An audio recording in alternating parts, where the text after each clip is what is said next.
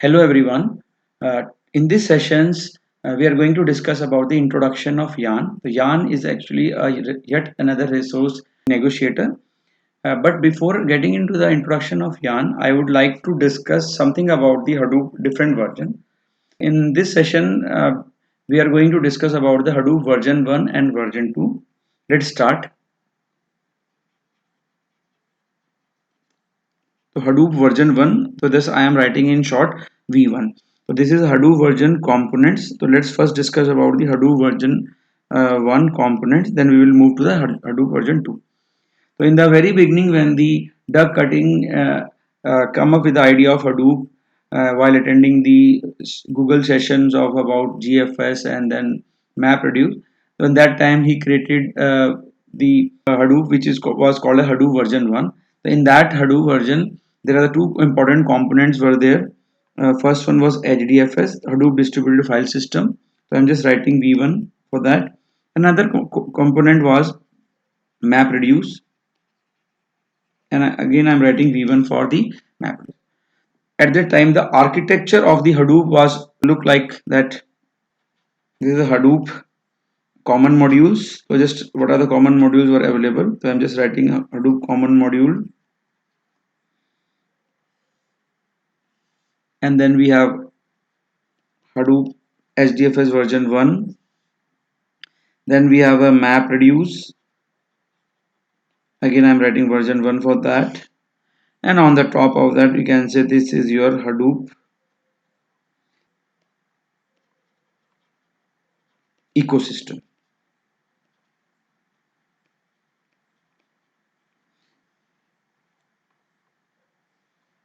This is a just high level idea about the logical architecture of the Hadoop version 1.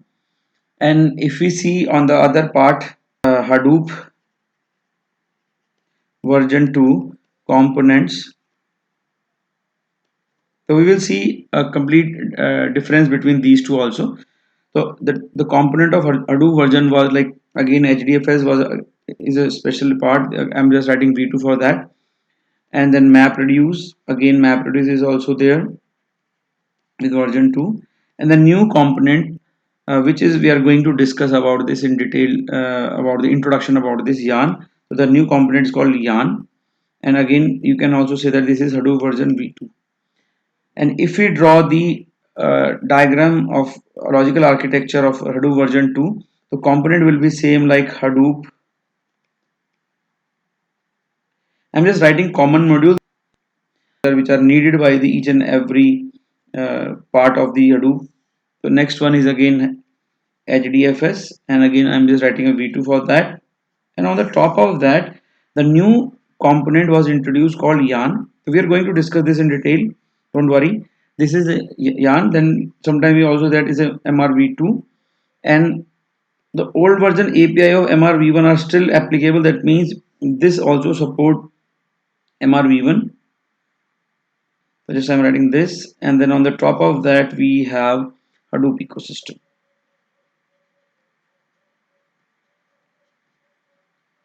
It was just a simple idea about how the logical architectures of the ecosystems about the Hadoop version 1 and 2, and what are the core components of the Hadoop 1 and 2. So now why Hadoop version 2 was introduced? Because of some of the limitations of the Hadoop version 1. So now let's formulate what are the difference. Try to summarize or try to formulate few of the uh, shortcomings or limitation of Hadoop version 1. Now Hadoop version 1 limitation. So let's discuss about the Hadoop version 1. The basic limitation was like because Hadoop was not suitable. This is not suitable, no, not suitable for the real-time processing.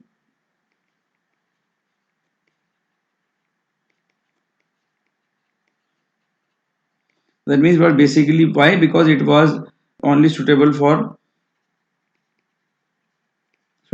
only batch processing. So this was the major limitation of Hadoop version 1. And apart from that, if we see from the nodes and cluster perspective, so that it only supports the 4,000 nodes in a cluster. So now, as the data is a big data, we have terabytes of data. Then sometime 4,000 nodes in a cluster was also become a bottleneck. That was a major reason. Because of that, just to resolve this region, Hadoop version 2 was there. So maximum 4,000 nodes in a cluster was supported. And as you know that the common, or like I say main demons of the Hadoop version was job tracker. So there was more burden on job tracker. So there was more burden on job tracker. That burden or this responsibility was like, if you see responsibilities like, you can say resource management, or you can say job scheduling, right? Or means everything was taken care by the job tracker, just like a job monitoring, or even job rescheduling. Also, you can also write rescheduling. And like interaction with the client, that means the client request, you can say client request. The job tracker, during the architecture of the map reduce, or even how it was supporting in the version 1, all the things were there, job tracker, and then it was the responsibility of the job tracker, and the job history also. So now if you say what is a job history, like, you can say job history is something like it will provide you the job history, like it will provide information about the complete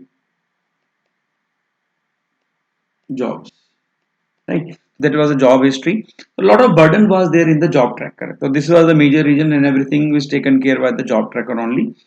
And if we add more thing, like next you can say there was single point of failure. I'm just writing in short, single point of failure. In this architecture of Hadoop version 1, when there was a map reduce one, the single point of failure, I mean to say that there was in HDFS there was a name node. So if the name node was on the fail, that means you can say cluster is down. When I say that if the job tracker is down, then it means you cannot execute your program. And if your secondary name node is down, that means you cannot get the latest FS image, right? So now this was a single point of failure, whether the name node was there and whether the job tracker is down. If any of the component is down, then we cannot do that. So single point of failure. And then another major important limitation of the Hadoop version 1 is like scalability. Scalability was just like, you can say there is a support for 4,000 nodes, right? And there is a support for 40,000 tasks, right? So just I'm writing 4K and just to remember 40K. But in compare to that, when we will study Yarn, then we are going to see that Yarn supports like 10,000 nodes, and it also supports 10,000 jobs also, and 100,000 or 100K. I'm just writing 100K tasks it supports. That means now the scalability is very improved on that one, right? So if we add fewer more limitation, we can say that is not suitable for data processing. You can say it supports only the one name node. That is another major limitation. Like it supports the only one namespace,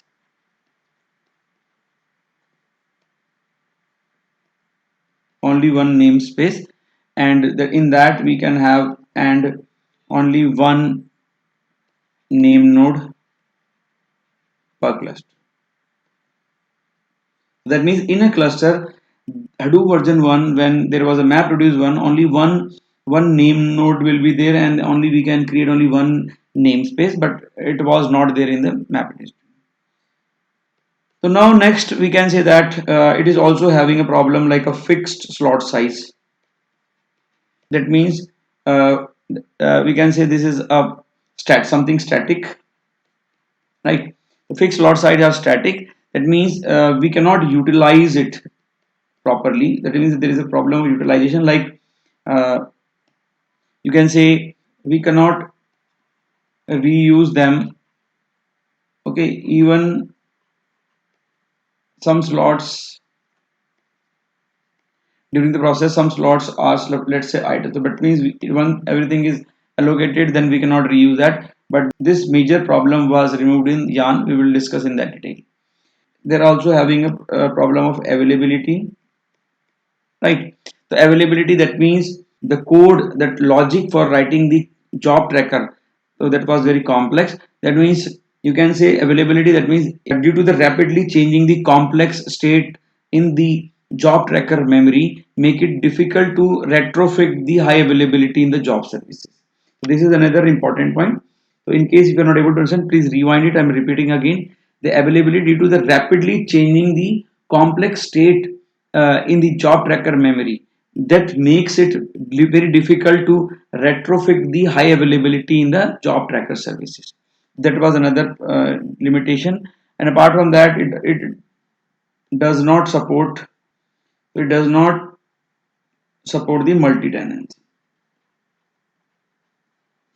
So these are the major limitation in the Hadoop version 1. Let's now from the Hadoop version 1 and version 2, let's move to the just like little about the MapReduce logical architecture.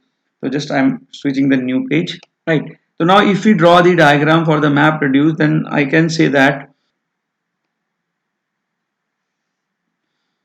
we have a MapReduce 1. And in this MapReduce, we have MapReduce MR. I'm just writing in short MRI API. So we have MR APIs, and after that we have even MapReduce framework also. Okay, this is a MapReduce framework. Now we have resource manager over here. So don't get confused with the resource manager of Yarn.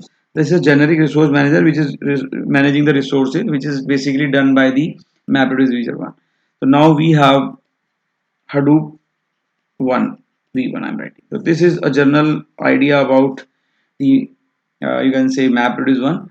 But in case of MapReduce 2, if you see a MapReduce 2, then we have MapReduce 2, we have here MapReduce API similar to like that, and we have a MapReduce framework. The things are common in the both the versioning, but now the things are segregated. That means now the responsibility of the job tracker is now split. And now we have Yarn new component is introduced as a Yarn. So in that particular Yarn, we have a Yarn API, right? API stands for Application Programming Interface. So this is a Yarn API, and then after that we have a Yarn framework.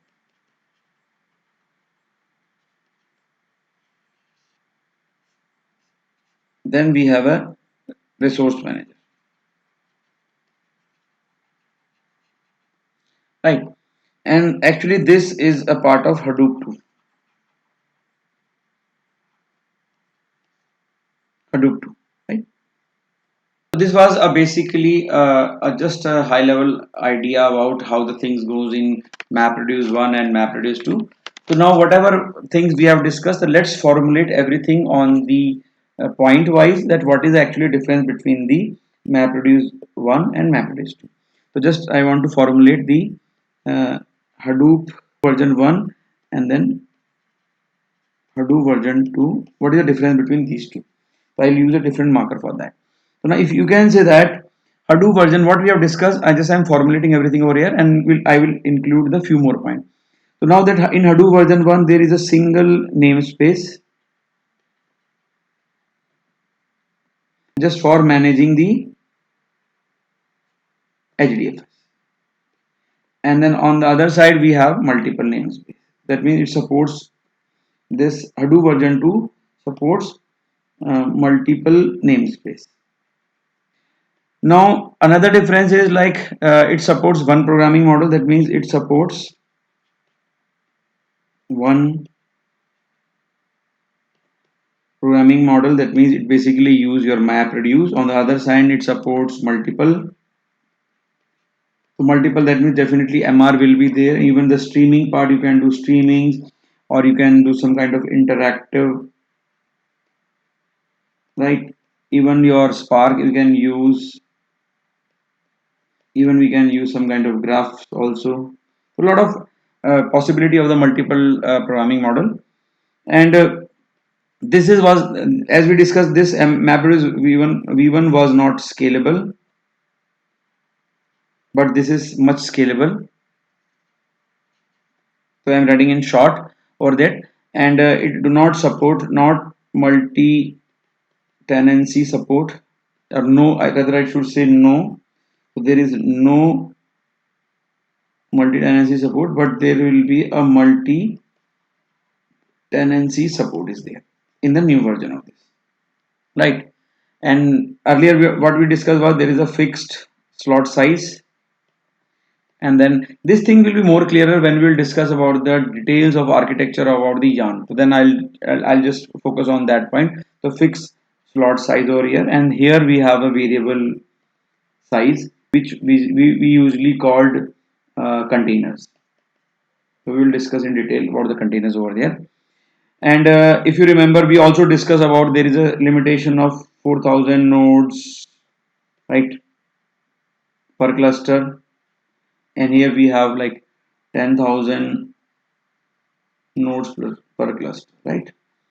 And the resource manager over here is actually your MapReduce only, but here resource manager over here is a yarn. This is the main important point for discussion. Even when you have faced this thing and you have run the execution of this program, the execution model in the MapReduce version 1 is very less generic. It's very specific, but here it is more generic. Why more generic? Because it supports multiple programming language. That means it can support MapReduce, even it can support Spark also, it can support other pig also, right? And the single point of failure we have discussed, there is a single point of failure, but it overcomes the single point of failure, right? And you can say very important point, there is no Hadoop federation over here. So no Hadoop federation, but this has introduced, version 2 has introduced the Hadoop federation. So what is Hadoop federation? Hadoop federation is something like there is a separation of namespace layer, okay, into your block storage layer. That means how we separate the namespace, it is done by the Hadoop federation. And the new important point is that means it doesn't support the snapshot. So snapshot is something like, you can say, checkpointing. So there is a support for snapshot, right? So snapshot is just like a checkpointing. You take a snapshot of even data store, and then once something happened bad or some there kind of some failure, so you need to revert it back. So in that scenario, this snapshot you can come back with the latest snapshot time. Okay, so this is basically about the difference between the Hadoop version 1 and version 2. So now let's start with the yarn. So this was the pre-introduction for that. So today's lecture is about the introduction of the yarn, and then in the coming lesson we will discuss about more on the yarn architecture. So let's move to the introduction of the yarn. So what is a yarn? So that means this is actually a yarn. So now we have to discuss what is a yarn. So you can think about yarn, or just let's have a formal definition. But so yarn is a yet another resource negotiator, right? That means actually it's a resource manager. Or you can also say that this is an MRV1, or you can say it's a next generation MapReduce. Now, if you know the concept of operating system, just to give an analogy about the yarn so that you can understand the yarn, what is a yarn better. So you know what is an operating system? An operating system is actually intermediary between the hardware and the software. That means, let's say you have a Windows operating system. So what Windows operating system supports or gives you is that you can run different kind of application. That means in a Windows system you can run C program also. In a operating system you can run C++ also, Java also, .NET also, Python also, or a number of different applications. That means this layer of the operating system will interact with the hardware, and based on the need of the different kind of applications or framework, it gives the resources from the hardware. So similarly you can say that yarn is a distributed operating system. Okay, you won't find this word anywhere in the book, but this is my understanding about the yarn. So this is a distributed operating system, and it is actually a journal framework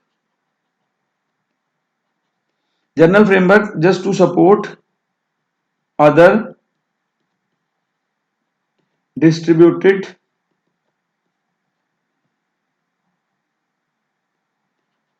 coupling paradigm. So I mean to say that what it will do, you will have a yarn layer which is a resource manager first thing. So it's a resource navigator, means that I'm just writing a resource manager, and this is not a technical word. This is general plain English, resource manager. That means just like an operating system, yarn will also provide different resources to different distributed application. Like on the top of yarn you can run hive also, you can run spark also, you can run Tej, you can run Ambari, and different Hadoop ecosystem, like more than 35-40 different processing products of Hadoop is there in the Hadoop ecosystem. So they run on the top of the yarn, and it will support resources on that. That is why it is called operating system, distributed operating system. So now just to add a story, that it was developed in the Yahoo in 2000. It was started to develop on the Yahoo in 2010, and Yahoo began to increase the performance by just smaller memory utilization, right? And then they enhance the scalability and the flexibility just to run many distributed framework in parallel. That means it started in Yahoo, and just to enhance the scalability,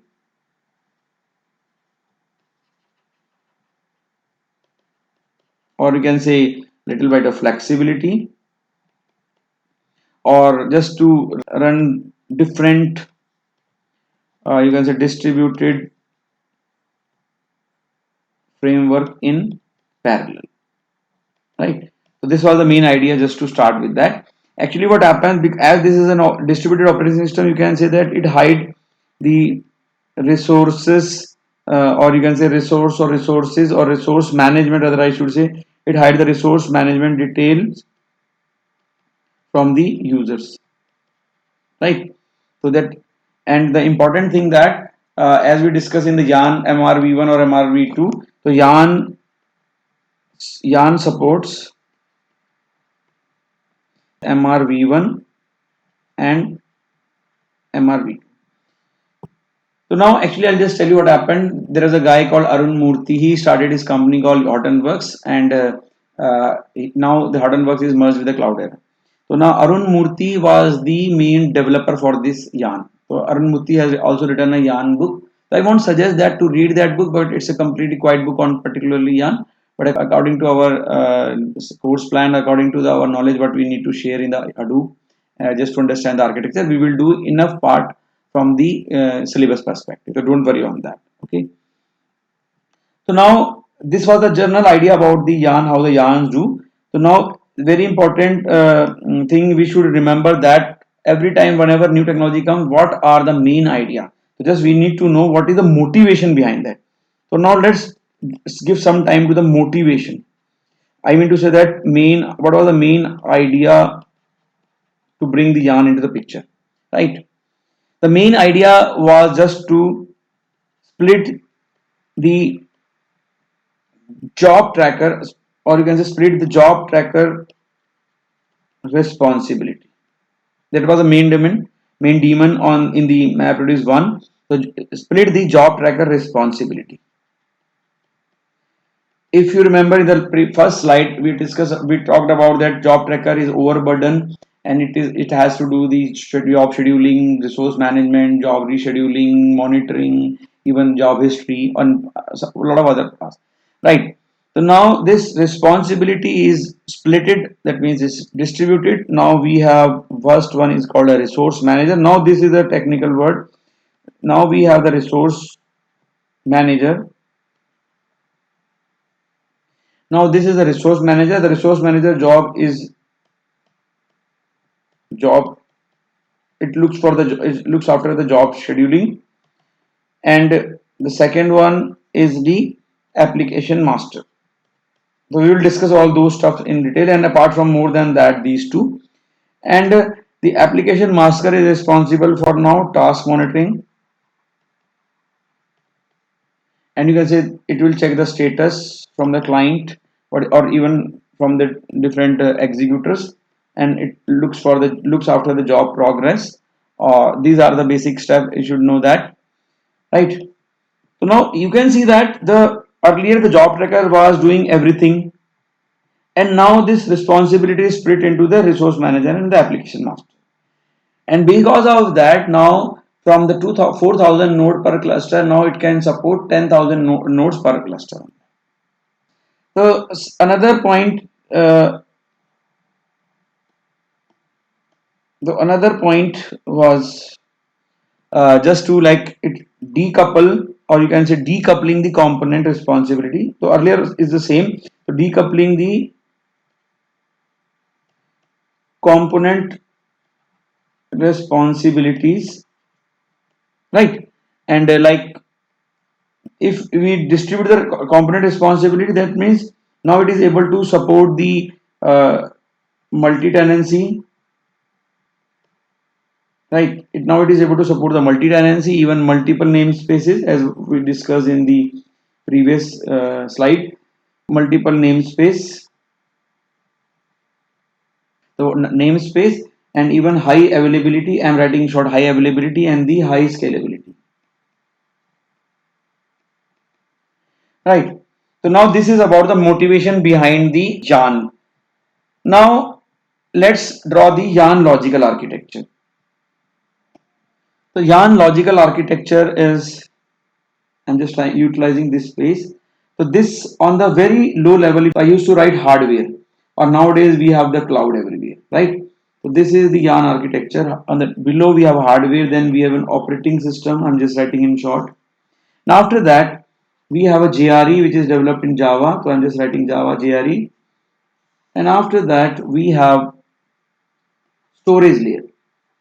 Now storage layer, now it can be HDFS, or it can be your HBase column database, or it can be your Kudu. Okay, again another database, it's Kudu. Now after that we have a Yarn. So now Yarn is your resource manager, or I am writing as a distributed operating system, right? So now this is the Yarn, how the Yarn is coming to the picture, and after Yarn we have MapReduce over here, right? Or you can say we have a Spark over here, or we have a Tej, another distributed processing framework. Okay, and on the top of that, like because Pig uses internally MapReduce, or even Scoop also uses MapReduce, so I'm just using this space for that, and some other some other frameworks are also available over here. So this is your you can say Yarn logical architecture. So this is a Yarn logical architecture. So I think we have covered a lot of things about the Yarn. Just we have a good understanding of Yarn. We have discussed about what is the basic Yarn introduction and then motivation, and a little about the Yarn logical architecture. But the important thing is about the Yarn physical architecture. We are going to discuss in the coming sessions. Okay. So last thing for this today's session is about what is the benefit now. So what is the benefit of the Yarn? And these benefits we have already discussed during the slides. So now let's talk about the what are the benefits of the yarn. So what are the benefits of the yarn? The yarn actually supports high availability or high scalability. So this is high scalability. So when I say high scalability, I'm just trying to write in 10,000 nodes. My view or my perspective of scalability is 10,000 nodes or 100,000 tasks, right? Now when I write high scalability, okay, now next is high availability. When I say high availability, that means now it is a high availability uh, for both resource manager as well as the application master, right? Now third, I want to say that now it supports multiple programming model as we discussed. So just I'm summing out in a points. So it supports multiple programming model and it supports multi tenancy. So when I say multi tenancy, that means it is going beyond MapReduce, like even different version of MapReduce we can that means even different version of MapReduce we can also hold into that. Now we have the multiple namespaces,